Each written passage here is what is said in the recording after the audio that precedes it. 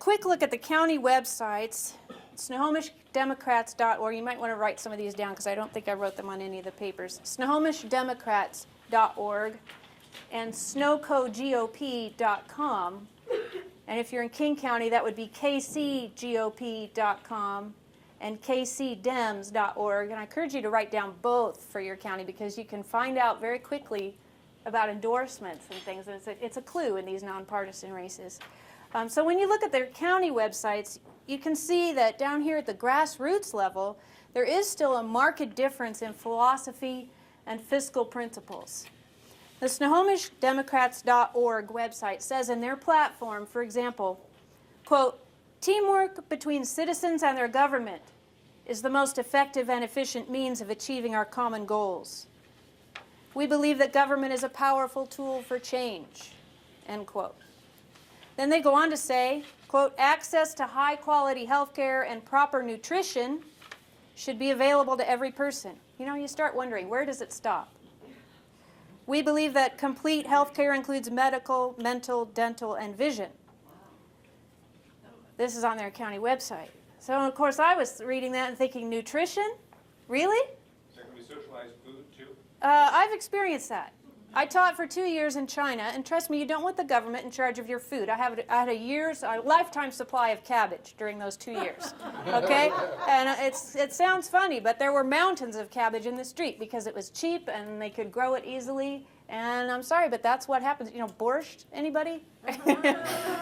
Does this ring a bell? You know, you don't want the government in charge of your nutrition. I'm sorry. But that's just the mentality behind it. It's a clue, you know, that they want everything handed to them and taken out of your pocket. So, in contrast, the Snohomish County Republicans on their 5 core values page, which again is on snowcogop.com, they say, quote, "Anything not expressly granted in the Constitution to the federal government is reserved for the states or the people. Decisions made at a more local level result in a more efficient and accountable government.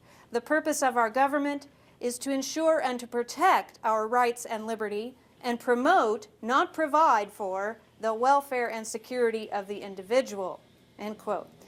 So, and if you're maybe of the mindset, like a lot of people lately, that maybe the Republican Party is a lost cause, I can sympathize with that frustration.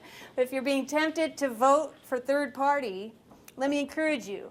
Let's not have another replay of Ross Perot, who garnered 18 million votes, while Clinton won that election by only 5.5 million votes. We could have had it.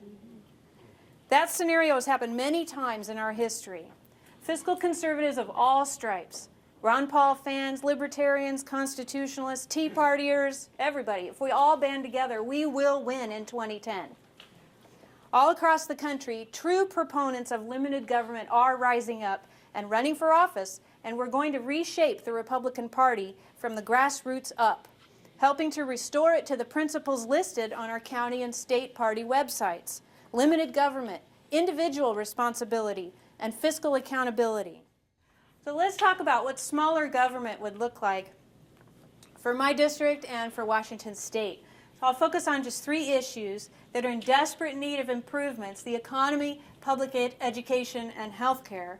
But I'll spend the bulk of my time tonight on the economy because without jobs and economic stability, the other pieces fall, don't they?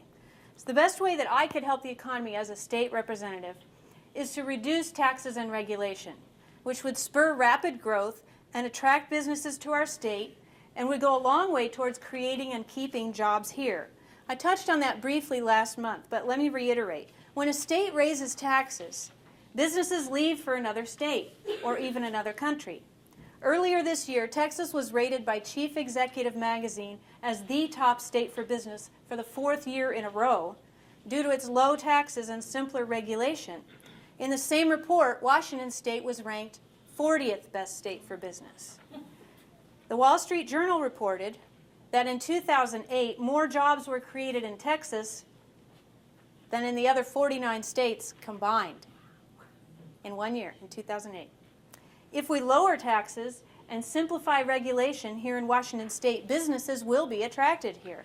But we're not only competing with states, we're competing with countries such as China, According to an article on dailyfinance.com, Boeing CEO Jim McNerney is eager to move more production to China. Well, that's bad news for Washington, particularly in my district. In Snohomish County, 14% of the jobs are directly related to Boeing, and 22% of the total salary is from Boeing. That's kind of frightening, isn't it? Each Boeing job, in addition, creates 2.5 more jobs. With Boeing's purchase of the Vought property in South Carolina, which is a large piece of property with plenty of room for expansion, and with South Carolina workers who disbanded their union to make themselves even more attractive to Boeing, we are in a precarious position. It's not as though Boeing hasn't been patient. In the 1960s, Boeing told the state to lower taxes or they would leave. They said it again in the 70s and then the 80s, in the 90s. And then in 2003, Boeing asked for specifics, asked for 4 specific things, and was promised these 4 things. Workforce training, read better education.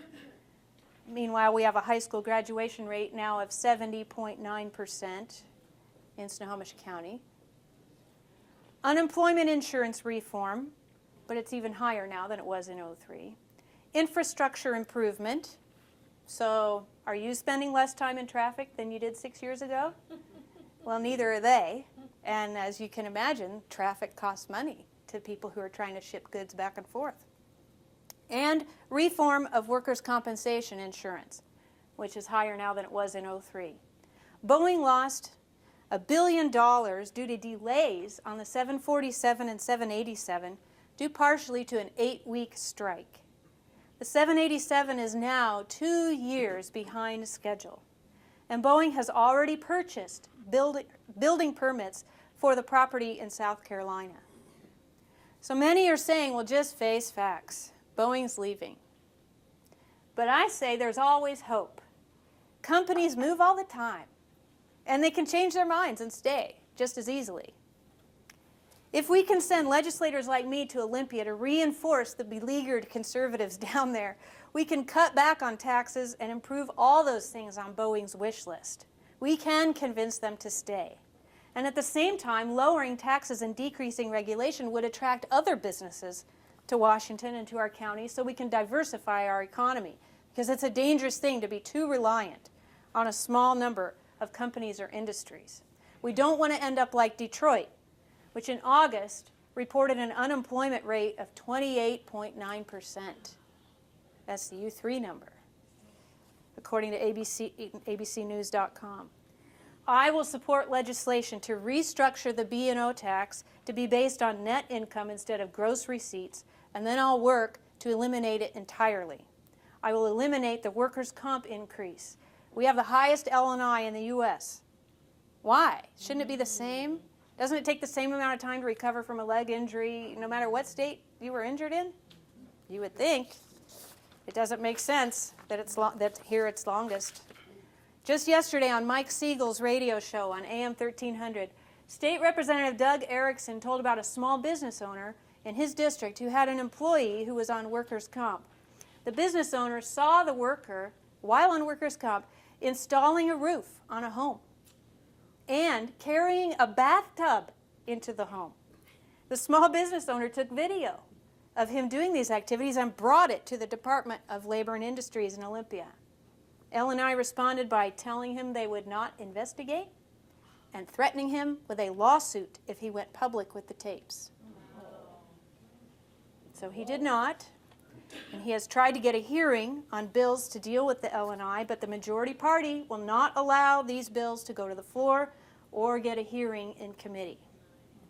Now, I know you agree with me that this is an outrageous misuse of our tax dollars. Now, Governor Gregoire says, no more concessions for Boeing. Look, here it is in a nutshell. The Democratic leadership asks, what can we get from business? I say government's job is to ask, what can we do to help your business?